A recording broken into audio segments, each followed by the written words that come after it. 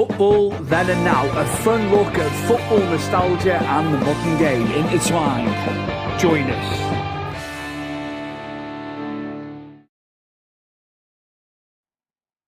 A warm welcome. This is episode 84 of Football Then and Now, a nostalgic look at football, and we also cover the current goings on in the world of football. And I have got a special guest waiting in the wings. He is an AFC Bournemouth fan, and he's also a TikTok creator. It is none other than Elmundo's Retro Cave. It is Steve on the show this evening. Thank you so much for coming on, mate. No worries, mate. Thank you for having me. How are we doing? All good, mate. All good. I think I'm going to start about the TikTok channel and what you've been doing with that, all the retro stuff going on. So we can see in the background there, all your gear going on. Just, formulating the TikTok channel and being a creator. Yeah, it's a bit of a nightmare, to be honest. I kind of fell into it and it kind of grew. I started just by uploading silly little nostalgic clips. During lockdown, I made the man cave, the retro cave, air quotes, as I seem to call it. And it just went from there, really. It just went from there. I love the old clips, mate. Movies, games, and videos, mate. What a show that was for us. Yeah, that's the thing, isn't it? If you can get one that hits, it's quite nice. I mean, there's so many people doing that kind of thing on TikTok at the moment. So I need to work better at putting my personal twist on things, because everyone could just, you're basically going to YouTube and you're ripping a video, aren't you? And you're putting it in a TikTok format for everyone else and hoping that people press the follow button. But yeah, I need to put my own spin on it. But it's going so far so good. Brilliant, absolutely brilliant. No, fantastic. What's your favourite pub quiz game, by the way? See you playing that Hex one quite a bit on the lives. You were doing it last night. What is your favourite? That might be hard to say. There's a couple of nuts. Nuts is a good one. Everyone loves nuts. Spot the difference is quite good. Word up or word soup. There's a couple of good football ones. There's a Talk Sport quiz that's quite good. There's a Coca-Cola football is probably my favourite. Trouble is, I want to play all these because if you're of a certain age and you've been to the pub and the Itbox games are quite, they have that nostalgia hit again, don't they? I've not seen anyone else doing that. There's so many games I'd like to highlight. I think I've posted, Match of the Day and lots of other things. But on the lives, people only want to play that one. So, the trouble is, some of them, the time goes so quick, people haven't got a chance to answer in the chat, and it'll just be some idiot getting the answers wrong. And that's not really, as a live, it's not that interactive, and people aren't too interested. So I need to stick within that Hex game so people can play along, really. But it still gives them that, oh, you've got an Itbox, and oh, I remember these in the pub, and that's essentially what I'm going for. I remember playing Match of the Day, of course. We were all round the screen in the pub, mate. So that was great when you had that. I know you pinned that towards the top of your content, and it's had a lot of views. It's had a lot of traction. Yeah, it's done all right, that one. Some of them do, some of them don't. It's just the nature of the beast, isn't it? That's the way TikTok is. Some hit, some miss. You just keep going, and doesn't seem to be any rhyme or reason. I'm not sure I know anyone that's worked out the algorithm yet. But you just keep posting, don't you? And some do well, and some don't do so well. This is it. Got to keep going. I'm with you on that with the posting that I do as well. You're here primarily to talk about football. Your beloved AFC Bournemouth. You're very much into retro Bournemouth, of course. In more recent times, over the last decade or so, just short, they've been doing amazing. They did go down, didn't they? They've come back up. They've been really, really good. Eddie Howe was fantastic for you at the time. I'm going to just ask you just about Wade Elliott, because you wanted to say about him being your favourite player. It was, but it is weird, the retro. The current squad's doing really well. I had a season ticket for 20 years. And once my son, we had a family ticket, and I'd take my son every week. We went for years, and when he hit 17, you don't get the family ticket anymore because he's too old. He's not a junior, whatever it is. And the price rocketed. I think we went from 400 quid to £1,000 on the season ticket. So it's not really doable. It's not doable. So I stopped going. I still keep an eye on him now. But yeah, good old Wade Elliott. I can't remember, but I've got more love for the older the older players rather than, that older squad. Not like the squad today isn't unbelievable with players such as Semenios and Essie and Evan Nilsson and what, you can name a load in the current squad. But that's what was my favourite era of Bournemouth, I think. Just amazing, yeah. And he had a good run at Burnley as well. I remember him, he did 5 years with you guys, of course. But I remember him at Burnley. Just great. You've gone back a bit for a player as one of your favourites. It was a nice surprise you bringing him up. Yeah. We had quite a bit of that back then. We lost quite a few players to back. I remember we lost quite a few players in one era to Doncaster because the boss left. Sean O'Driscoll left, went to Doncaster, took quite a few of the players with him. And then the same happened at Burnley. And then Eddie went there, didn't he, for a bit? Eddie Howe went there for a bit. Took a few more players with him from us. John Spicer comes to mind, Wade Elliott. I'm going to say Gareth O'Connor, possibly. So we seem to lose quite a few of that good little squad we had. Definitely. And John Spicer was at Arsenal. I remember him coming through at Arsenal as a young player. I think we had him on loan from Arsenal. Right, okay. And then signed him permanently. I'm going back to like the old Championship managers days. That's remembering players that I used to sign on there, man. Incredible, great games, as we've discussed on the show many a time. I'm just going to move us along though, because you wanted to make a special mention for the fastest ever hat-trick in Football League history. And it was James Hayter, of course, scored a lot of goals in his career. I remember on Gillette Soccer Saturday when it was coming up with Jeff Stelling and he'd scored and what have you over his career, especially for you guys. And it was against Wrexham in February 2004, as you can see there. And it was in 2 minutes and 20 seconds. Yeah. And just your memories of that. I went to the game. I think the final score was 6-1. We got there late. I can't remember why we got there late. It was me and my brother-in-law, my father-in-law, my two brothers-in-law. And we ended up getting there late for some reason. I think Wrexham scored in like the first 5 minutes. And I remember us walking to the ground thinking, bloody hell, I hope it's not 1-0. It's going to be a long game. It was quite near towards the end of the game. I think Wrexham had a man sent off. And wasn't it? The story was Hayter came on for Big Fletch, who I think had already scored. And his parents were there or something. His parents had to leave to get the ferry back to Guernsey. He come on for like the last 5 minutes, and he managed to score 3 goals in whatever it was, 140 seconds. So that was good memory. I've still got the ticket. I've still got the ticket to that game, the program, and the DVD somewhere. Amazing. I can tell you where. Maybe I should get that framed or something. Is it in the cave or is it in the house? It's in the house somewhere. It might be in a loft or something like that. I know that the ticket is in the DVD box, and the program I've got boxes of old programs in the loft, so it'll be in there somewhere. I wish I kept all my old programs from Everton. I really do, mate. I've lost everything. Oh, my own fault, of course. But I kind of wish I'd done what you've done. Yeah. My cousin's kept all his, and he goes back to him every now and again. It's great. It's the nostalgia of it, isn't it? That seems to be, yeah. Seems to be. Football, I'm not a big, let's not say, it's changing so much, isn't it, football nowadays? That's the trouble. So much happening, so much going on. Everyone wants to play pet ball. We've got VAR all the time, So, it's hard to keep on top of it at the moment. I do keep an eye on ball. If I watch our games if we're on and all the rest of it, and I'll listen to it on the radio. But yeah, I prefer I've fallen out of love with it a little bit. It's this passing to the goalkeeper, passing back. I cannot remember a time where there hasn't been issues with it, and that's across the board in matches. Of course, it's not specific teams all the time. Why are they playing the sodding ball back all the time?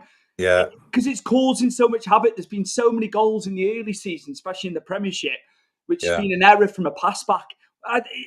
The mind boggles why they still do it. If they can't do it, don't do it. Yeah, it's strange, isn't it? I think, luckily, I don't think we play too much like that. We've always played the Bournemouth way, and we've always played out from the back, even from the O'Driscoll days and the Howe days. So that ethos still seems to be there, but it doesn't seem to be. It's not quite pet ball, is it? But we're quite entertaining to watch, and we always have been. which is nice, and we've kept to that style. But everyone just seems to be playing. You don't get the days of a Stoke anymore. Who are going to kick the shit out of you and lump it. Do you really? They're all trying No, to, no, no, not at all. Not at all, mate. No. So yeah, No. frustrating nowadays. Although long throw-ins are becoming a thing again. Yes. What's old is new again. I'm noticing that there's long throw-ins a lot. We were playing it the other night against West Ham. So that's creeping back in. Well, hopefully so. Something needs to change. You can't all try and play like Man City. No, because it doesn't work, does it? We certainly haven't got the players to to play like Man City. You've got yourself Grealish, but he can't. You know what I mean? We're crying out for a striker, mate. Yeah, because it's been abysmal. It's been abysmal up top. Like the service is there in the middle. It's just Beto's not been doing it, mate. 110% every week. Don't get me wrong, but you need that 15, 20 goal a season striker, and they're very hard to come by, aren't they, Steve? Oh, definitely. And as soon as you do, especially the smaller squads, if they're any good, off they go. Look at us. Our squad gets depleted most bloody seasons. And somehow Areola's, recruited been unbelievable.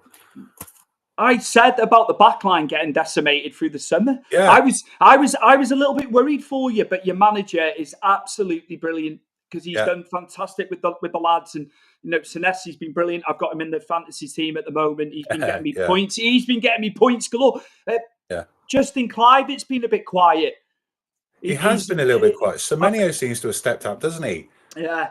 At the moment, but he's definitely a good player. The trouble we got is you don't want him to be amazing every week because that puts him in the shop window.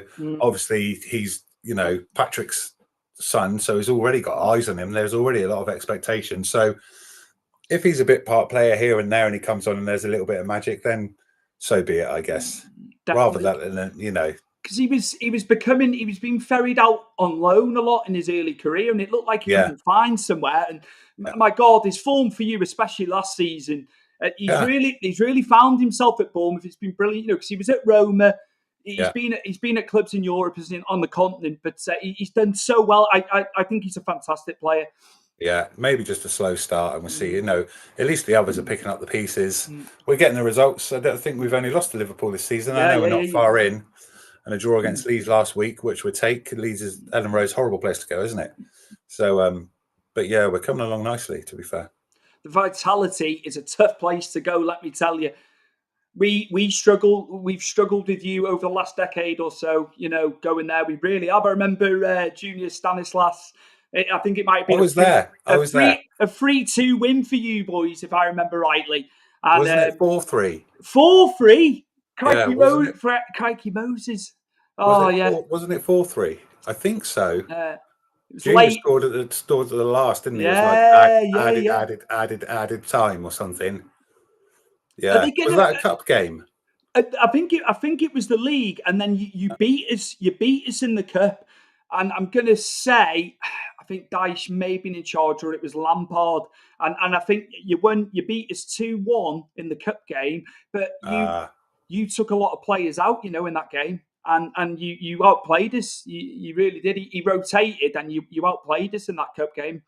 Yeah, I seem to remember. I definitely remember being there because I think Josh King got one, and I think Junior scored the winner. If I think correctly, yeah. How about the Vitality? It getting expanded. I've heard witterings about the ground getting redeveloped and stuff. Obviously, the training ground got done with your American owner, of course. And you got it all suited and booted at the training place. But the ground, but it's been tough. As small as the Vitality is against the other grounds in the league, it's been a fortress for you in games, hasn't it? Yeah, it's a nice little stadium. I like it. Trouble is, we always get stick for being a smaller stadium, and it is what it is. We got a chant about it. Everyone sings your garden shed's bigger than this and what have you. But the trouble is, we don't want to how many times have you seen it happen? A club builds a huge stadium, they fill it while they're in the Premier League. Next season, they get relegated, and then the attendances aren't there, and they're sat in this huge stadium that they can't afford to pay for. So it's nice now that they moved the training ground because it used to be behind the stadium. So now that they've got this training ground, it clears that space so they can build onto the stadium in that direction, whereas behind it is houses. They've been trying to get on with the like the locals for ages about expanding the stadium, but there's always a comeback from the residents, and they don't want this, they don't want that. It's also the council. It's a council-owned park, Dean Court. So there's cricket pitches, there's football pitches, there's an athletics track. There's all that. So it's been a bit of a struggle. There was talk of us moving when we had Max Denham, our last owner, before he sold it. He was looking at other locations around the town and around the city to see what he could, see if we could be relocated. But I forgot the owner's name. Bill. I forgot the owner's name. American guy. I forgot his name. That's going to annoy me. But yeah, he's decided he wants to keep us at Dean Court, and he wants to keep the vitality, and he's just going to expand. I think it's going to be about 20 to 25. Yeah. Like you say, they can't go bananas with the capacity. They just can't do it. What's the population of Bournemouth? Do you know that? I'm just going off numbers that you're saying about for capacity. You see, trouble is when we were younger, no one really went to Bournemouth when I was younger. When I was a teenager at school, they were all either Premier League. They're all Chelsea, Liverpool, Man United, or as it is, or they go up the road to Southampton to watch Premier League football. So I got a lot of mates from Bournemouth that are Southampton fans, or they went elsewhere and they supported Man United and what have you. I wasn't necessarily a Bournemouth fan when I was younger. I used to go and watch Poole Town with my uncle, but they folded or went into administration or something. They were non-league and they used to play at Wimborne Road, little stadium in Poole. They folded, and then all of a sudden I didn't have a team to support really. So it was just whoever I was hanging about with. Oh, Gary's a Chelsea fan. Oh yeah, I support Chelsea. Lee's a United fan. Oh, I support. Oh, Matty's a Liverpool fan. Oh yeah, I'll support them. And it wasn't really until one of my mates said, "Oh look, Bournemouth are playing Man United in a friendly. It was like £1 a ticket. Should we get on the bus?" And it just went from there really. Amazing. My schoolmates will always take the mix, saying, "Oh no, you're a Chelsea fan. You were a Man United fan. You were this fan. You were that fan." Where in fact, once I went to Bournemouth once, that was it. You were hooked. Yeah, you were hooked, as it were. Definitely. Just going to move us along, Steve. Just going to move us along because you want to talk about another legend, Charlie Daniels. You wanted to make reference to him. Fantastic career with you guys. At mainstay, obviously, through the Premier League years as well. Lots of appearances for the club, of course. So yeah, Charlie Daniels. I remember his first goal in the Premier League against Man City, which was an absolute belter. But we've got a lot of these servants. Look at Alan Smith at the moment. Charlie was there from League One, possibly, right up to the Premier League. So those kind of players have got to go, they've got to go down in the history of the club, haven't they? And I guess it's not many clubs have been on the journey that we've been on to come from nearly going extinct and people hanging around with their buckets out to save the club and all the rest of it, to be in Premier League and half decent in the Premier League at the moment. I mean, obviously we went up before and went down during COVID and all the rest of it, but there's definitely a lot of them players. Alan Smith comes to mind. He's been there a long time. I can't think of any more off the top of my head without Googling it, but there's definitely a fair few. Harry Arter would be one of them. Played a few good seasons in the Premier League, scored some good goals. Absolute shithouse. But yeah, there's loads of those really good servants that deserve their place. I can't think of any other teams doing what we did. Wrexham are going for it at the moment, aren't they? And I'd imagine they'll reach the Premier League at some point. But yeah. They've not had a bad start up there. They got a draw up at Leicester the other night as well, which is good going. They are, and literally it's only 45 minutes away from here, Wrexham. So it's literally up the road from here. But have you been? Oh, no. Just obviously Everton. From a number of years, but friends of mine are Wrexham fans. Lads that have lived in Wrexham. Of course, so they're made up and good on them, I say. And people can moan, you've had the ownership, haven't you? Obviously, and all the rest of it. But they've gone global. They've gone global with it, Steve. Of course they have. I don't think the hatred will be there. I don't think because we don't. I know we did it. We don't get to see seem to get the hate. Some teams seem to hate us. That's just the way it is. That's football, isn't it? But I don't think Wrexham will get it because it's not like they're going to. I can't see them being a Man City. I can't see they're not going to reach that sort of end of the Premier League. I wouldn't have thought with the investment they got there. I think there'll be a solid, steady Premier League club. Maybe there might be a little bit of glory. They might sneak into Europe once or twice. There might be a decent cup run, but I can't see them being a top 6 side kind of deal with the money that, even with the money those boys are putting in.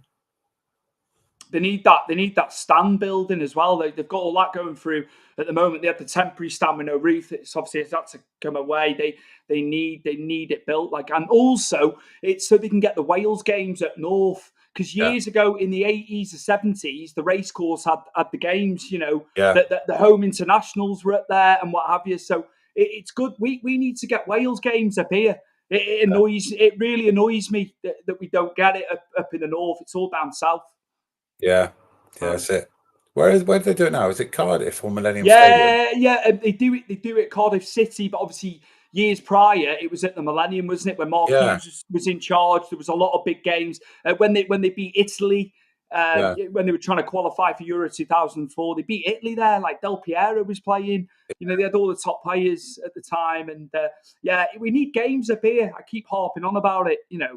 And how come they pulled out of the Millennium Stadium then? Was it not getting... I think maybe it was just not filling the 70,000, where the Cardiff City Stadium's about 36, 37,000 total. And there's been some great nights there, over the last 10 years, well, longer with the qualifications and what have you. So hopefully we'll get the games, mate. I just want to move us along again, because you were talking about notable players through the years at Bournemouth, and there's 4 players that you want to talk about, of course. Rio Ferdinand was with you very early on, of course, and just your memories of him. You know what? There's probably loads of these. These are just the ones I could think of quickly. I was actually cutting the grass when I messaged you, and I was like, this one.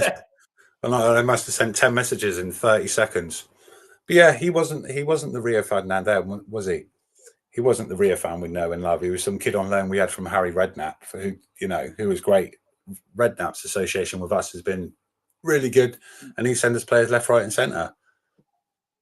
Especially Rio. I think Rio only had 10 games, maybe, if I remember correctly. But yeah, good little player, and obviously went on to be, what he's be. But it's cool to see some of these like big teams, especially in that Bournemouth kit with a Patrick and the Football League badge on the arm. You know what I mean? Yeah, absolutely. Fond memories, Steve. Fond memories, yeah. Yeah. And I'll just move us along, of course. He had 2 spells with you. He had a loan, of course, when he was very, very young. And another deal through Harry, as you were saying. He said, "I've got this young lad." What was he, 17 at the time, Jermaine Defoe, when you had him? And I think your manager was a bit hesitant about taking him on, because I've heard Harry Redknapp in interviews, and what a career, and obviously came to you later on, of course, as well. You had him again, didn't you? Yeah, we did. Defoe was, Defoe's Defoe. He was unbelievable with us. He thought he was, he thought, what was it, 10 goals in 10 games or something? I can't remember the stat off my top of my head, but the stats are really good. I think 19 goals, 19 games, something like that. But yeah, and then come back to us later, he got the crowd, give him his dues and all the rest of it. He didn't seem to get on well with Howe for whatever reason. It didn't seem to click. He scored a few goals. I remember a belter against Palace before COVID. I think there was a belter against Palace. But yeah, great little player. And again, it's nice to see, especially us little guys. I still consider us a little team, little old Bournemouth. Even now? Even now, yeah. Really, yeah. What's our capacity? 12,000? Just so many years in the top division, which is testament to how hard everyone's worked, Yeah, well, that's it. Then again, we've had longer in the lower divisions, haven't we? Mm-hmm. So that's what I enjoy. That's where we'll always be little old Bournemouth. We'll always be Tim Potton proud and all the rest of it. So yeah, we're lucky at the moment. We're getting away with it, but I don't know what happens once the manager gets picked up, and because he's not got along. I've said it not just because you brought it up. I've said it on this show. I'm a big admirer of him. You look at the likes of your Thomas Franks, leaving Brentford, where He did fantastic. Now at Spurs, he's trying to get that Yeah. rocking and rolling. You can see it a mile off, can't you? Oh, definitely. It's bad for you guys when he goes, of course, and nobody wants that. I don't want that for you, but he's superb. He's superb, he is. Yeah, he's mad. When he came in, no one had really heard from him. We got rid of Gary O'Neill. We got so much stick for getting rid of Gary O'Neill. I don't think the fans particularly liked his style of play, didn't like his style of football. And we all thought when we was getting, I think the line from the club was something like, we need to get in a big manager or a big name manager. Dino, are you joking? Where's that come from? Dino's a chef. Dino's a Sheffield Wednesday fan. He's been on the show. Obviously, they're going through all the financial nonsense at the moment. Bad times at the club, of course. We are little old Bournemouth. Little old Bournemouth. Yeah. Cheers for that one, Dino. Cheers for that one, mate. And we've got. Yeah. Sorry, I forgot what I was saying. We were saying about Areola. We were just saying about him. Yes. That was it. So Gary O'Neill left. We got a load of stick from everyone, didn't we? I remember Gary Lineker tweeting, and Keys and Gray were on the case and all the rest of it. And we were expecting some big name manager. We'd never heard of this guy.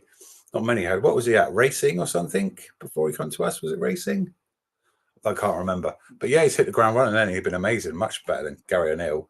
I'm not even sure if Gary O'Neill's at Wolves anymore, is he? Gone, mate. Vitor Pereira's there. Gary O'Neill was on Sky on one of the live games. He was in the studio, actually, because Wolves were playing recently. So it's only a matter of time before he lands a job, but I think he must be quite happy just being away from it for a bit. Sometimes that's how they feel, don't they? They need a bit of time away. Yeah, exactly. Just want to move us along. You wanted to speak about Jack Wilshere as well. So Jack Wilshere being at the club, mate. That's another thing. Little old Bournemouth, Jack Wilshere. This, what a prodigy! It's a shame his career didn't go the way it should have done, really, because he was unreal. For Bournemouth to sign him, I think we were in the Championship then as well. It's not like we were a Premiership side. I can't remember if Eddie was in charge. That kit, I don't think Eddie was in charge then. Was it Parker? Maybe it was. Who's the Borough guy? Was it Woodgate? Maybe. I can't remember. But yeah, just a great player for us, and he's just one of them. He wasn't in top form. He wasn't in top shape. He was trying. He'd obviously had his injuries. Oh my God! Yeah. But you can just see the quality. He put his foot on his ball, his foot on the ball, and play a pass anywhere and everywhere on the pitch. Just quite happily plodding along. He didn't have the speed. He didn't have but just his touch and that pure skill. It's just unbelievable, wasn't it? And we were lucky to have him for a season and a bit, possibly, before his contract run out. So yeah, it's nice to see them big players coming through our little club, especially Championship. Big move at the time, definitely. For where you were at that point, definitely, absolutely. Yeah. I'm going to move us along. I've lambasted this guy over the years about injuries. Had all the ability in the world. He was known as Sick Note, the media, for donkey's years. I remember it as a kid. Darren Anderton, who played for you. I forgot he played for you. What? He's up there, isn't he? And like I just said about Wilshere, he's just unreal. He might have been late 30s, early 40s, and he was just unreal for us. He didn't move a lot, to be honest, as I seem to remember. I mean, we didn't have a stand where the South Stand is now. There wasn't a stand. There was just the car park, and there was the odd kid up in the tree. And he was just unreal. Some of the goals and some of the skills he put on show for, again, little old Bournemouth in. That was possibly League One or League Two, because he's local as well. He lives down the road. He lives Sandbanks way, or he did. But yeah, what a signing for Bournemouth. You don't often see like huge names joining little clubs like that, do you? Okay, maybe Gaza signed for. Who did Gaza sign for? He signed for a few little clubs, hasn't he? David signing for Barnet. Those sort of. They don't happen very often. And when he can come and he can be part of the team and he can, make a difference here and there, then it's amazing to have Darren Anderton on the back of your Bournemouth shirt. David's on the back of your Barnet shirt. doesn't happen every day, does it? Exactly. That's why them kind of players are special. Darren Anderson as well, like, he was very much in Terry Venables' plans, Euro 96 and what have you. So when he wasn't out injured, and he would have been capped more, of course he would have been. And Glenn Hoddle played him a lot as well when he was. I know Glenn Hoddle's time wasn't great at all. The guy had all the ability in the world, didn't he? But just beset by injuries throughout his career. Yeah. And maybe that's how we got him. If he wasn't so injury prone, and he would have had a better career, maybe. Or a better England career, maybe he might not have signed for us. Same with Wiltshire, I guess. He was only young when he signed, but Anderton was definitely in his, in his older years. But what a player for us! Just crazy. Great hearing the fondness you have for those guys, mate, and playing and putting on the red and black. That's the thing with being a player of a lower league club, especially like Bournemouth. I know, we've not been in the Premier League. We've not had our moments. There's even, you look at teams like Swindon and all the rest of it. They've had their heyday. They've been there. They can look back fondly. Whereas when it got to us at that certain level, fucking Darren Anderton's playing for Bournemouth. You know what I mean? So that's that's the sort of stuff. That's why that some of them players like Defoe, it's quite mind blowing when you think about it. Where you've lots of clubs have had their big moments and they remember them big players fondly. But for a little team to get a huge player to come down and just put some minutes in once a week and probably take not a lot of money, that's why you remember them fondly, I guess. Definitely. I just want to bring it back to Elmundo's retro cave there. You can see everything going on. I've got a question. Is there something retro that you'd like to add to the cave? Is there something that's not in there? A piece that you would like something, or have you got everything that you need in there? I wanted to ask that before we go. There's loads of things I want. I just don't have the space. There isn't enough room. I am at capacity. There's so many things I want. There's more games consoles I'd like.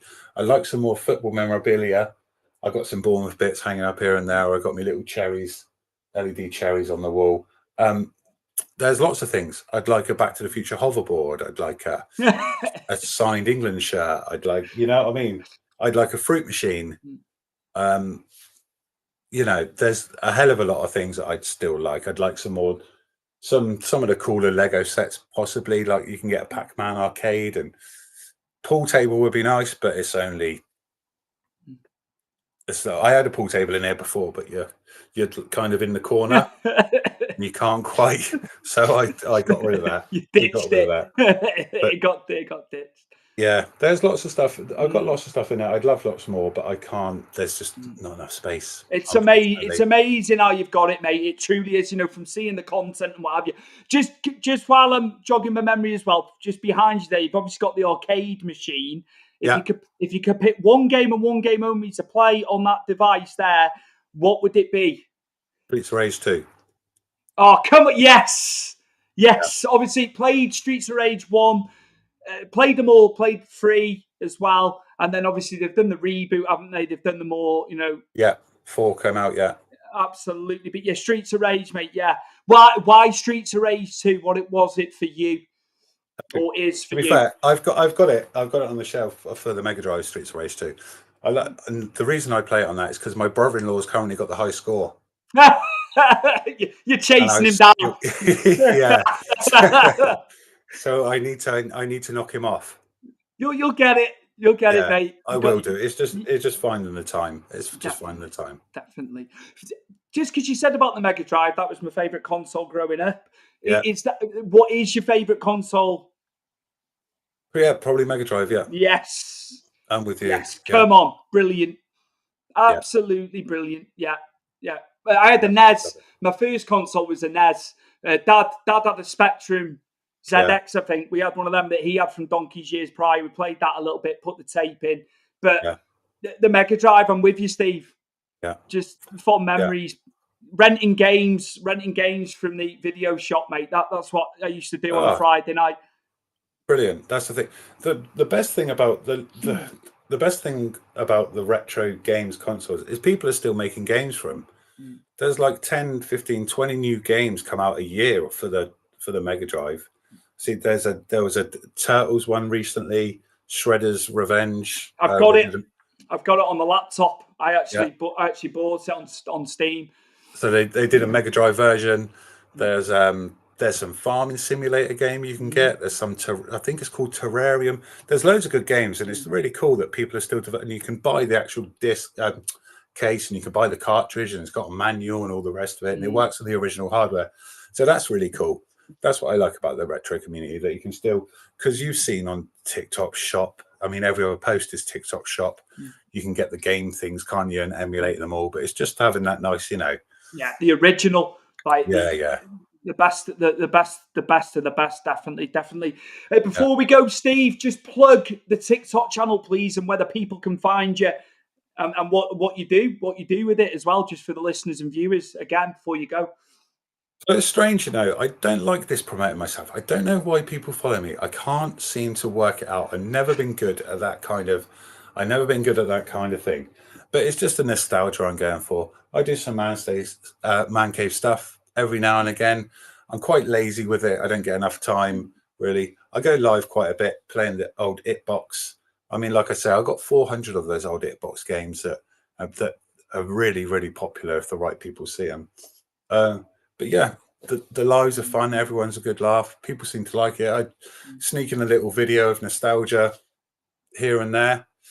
But I don't understand why people follow me. But give yourself some praise, man. Give yourself some praise. I found you and loved it. Like, honest to God, when I came across it all, I was like, he's doing a live. You're doing Hex. You're playing the Hex game the first time, and then I knew you were playing it last night. Give yourself a pat on the back, man. Honestly, it's amazing. It's amazing. You're too modest. You're too modest, mate. I'm telling you. Thank you. Well, it's good. That's what I need to keep doing. I've got other interests. I love my darts. I love, football, gaming, and so but this seems to be what works at the moment. I mean, I had Stephen Bunton in the Hex Live a couple of weeks ago. Oh yes, come on! Me. Oh, brilliant! and that's just amazing. Yeah, so I'm friends with Stephen Bunton now, which is cool. I've not spoke to him or sent him a message yet, just on the live.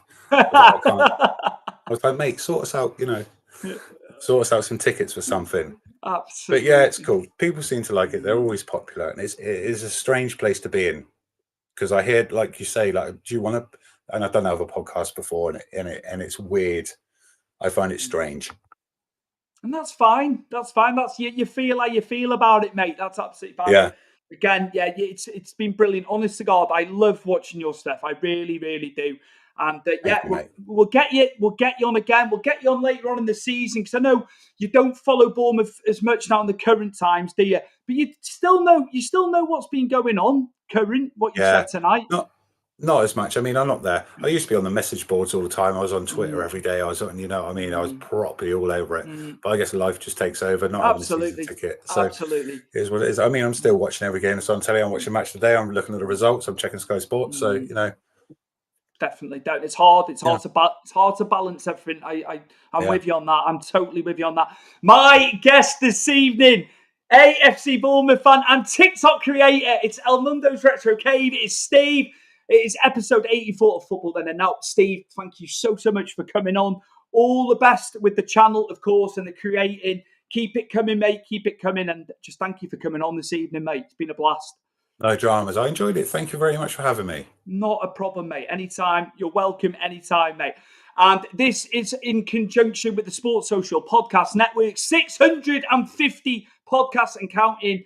It is Europe's biggest sports podcast network. We are just, pleasured to be on this amazing network. Under the Kosh podcaster with them, there's a lot of big podcasts. So, I just wanted to give them a special mention before we go. The Sports Social Podcast Network, thank you very much for all the work you do with our podcasts and everybody else's. And we'll see you very, very soon for episode 85 of Football Then and Now, a nostalgic look at football. And we also cover the current goings-on in the beautiful game. Take care, everybody.